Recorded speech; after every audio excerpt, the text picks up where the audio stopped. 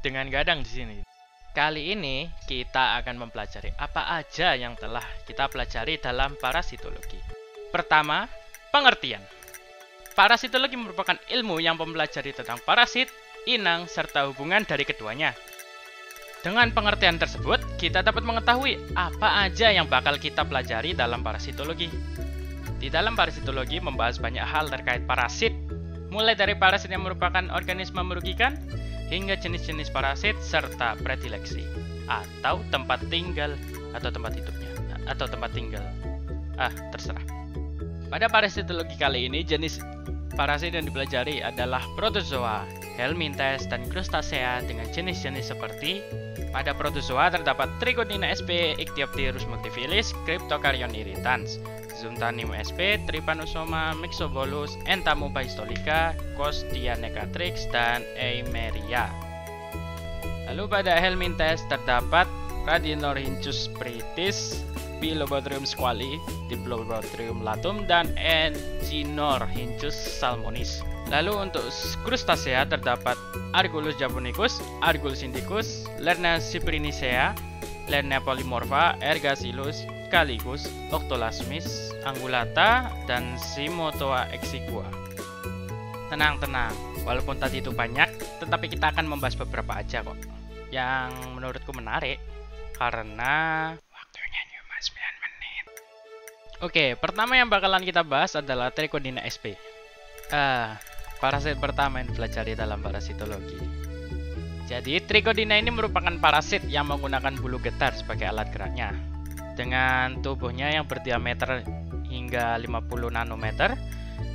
Dan untuk menempel pada inangnya, dia menggunakan cincin tentakel yang terbuat dari susunan gigi. Trichodina ini sering ditemukan pada ikan yang sakit karena kualitas airnya yang tidak terjaga atau kotor. Doi sendiri sering ditemukan pada daerah kulit dan sirip pada ikan yang terinfeksi. Dan untuk siklus hidupnya, dia masih belum diketahui secara pasti bagaimana siklus hidupnya. Yang kedua adalah Ichthyopterus multifilus. Sama seperti Trichodina, dia dilapisi oleh silia kecuali bagian sitostomanya. Memiliki warna gelap karena tubuhnya yang dikelilingi silia. Parasit ini dapat diidentifikasi lewat keberadaan makronukleus yang berukuran besar seperti tapel kuda. Predileksi dari parasit ini berada pada permukaan kulit ikan yang terinfeksi. Untuk siklus hidupnya, dia terbagi menjadi 4 fase, yaitu pertama, fase parasiter, di mana ia melepaskan diri untuk berenang di air. Kemudian, fase prekista, di mana ia mencari substrat yang cocok. Untuk yang ketiga, dia masuk ke dalam fase kista di mana terjadi pembentukan kista pada substrat dan terbentuk individu baru dalam kista. Terakhir, fase post-kista di mana sel muda kista akan perlahan keluar untuk mencari induk semang. Penyakit yang disebabkan parasit ini adalah penyakit white spot disease, di mana akan terbentuk bintik-bintik putih pada permukaan tubuh ikan yang terinfeksi. Ketiga adalah anisakis, merupakan cacing nematoda yang dapat ditemukan pada manusia sebagai accidental host. Spesies dari anisakis memiliki ventriculus dengan panjang yang berbeda-beda. Anisakis memiliki boring tooth yang digunakan untuk menembus daging induk semangnya. Pada siklus hidupnya dimulai dari telur, yang kemudian berubah menjadi larva tahap pertama, yang akan dimakan oleh intermediate host 1 berupa copepod atau crustacea. Kemudian, intermediate host 1 ini akan dimakan oleh intermediate host 2 yang berupa Pisces. Dan terakhir, intermediate host 2 ini akan dimakan oleh inang definitif yaitu mamalia laut.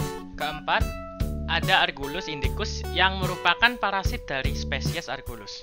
Parasit ini berkembang melalui kopulasi dengan telur yang dihasilkan akan diletakkan pada substrat dengan tekstur keras. Secara umum, siklus hidupnya berlangsung selama 20 hari hingga 41 hari.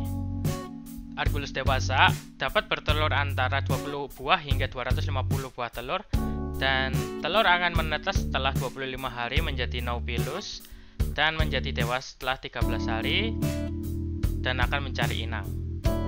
Untuk inang dari Argulus adalah ikan tawar seperti ikan karper, ikan siprinid, dan ikan emas dengan predileksi berada pada insang, sirip, atau permukaan tubuh. Kelima, parasit Simotoa atau yang dikenal dengan kutu pemakan lidah memiliki bentuk tubuh sirolanid. Parasit ini hingga pada mulut ikan dan akan menyerap habis darah pada lidah ikan hingga lidah ikan mengalami atrofi. Kemudian, Simotoa akan menggantikan fungsi lidah yang telah mati sekaligus menyerap nutrisi dari inangnya. Siklus hidup dari Simotoa sendiri diawali dari telur yang menetas menjadi marsupium, kemudian mengalami molting menjadi pulus 1, setelah itu berkembang lagi menjadi pulus 2, dan terakhir berkembang lagi menjadi isopod. Ya, itu tadi adalah beberapa spesies parasit yang telah dipelajari dalam parasitologi. Cukup sekian pembahasan kali ini, bila ada kekurangan mohon dimaafkan. Akhirul kata, wassalamualaikum warahmatullahi wabarakatuh.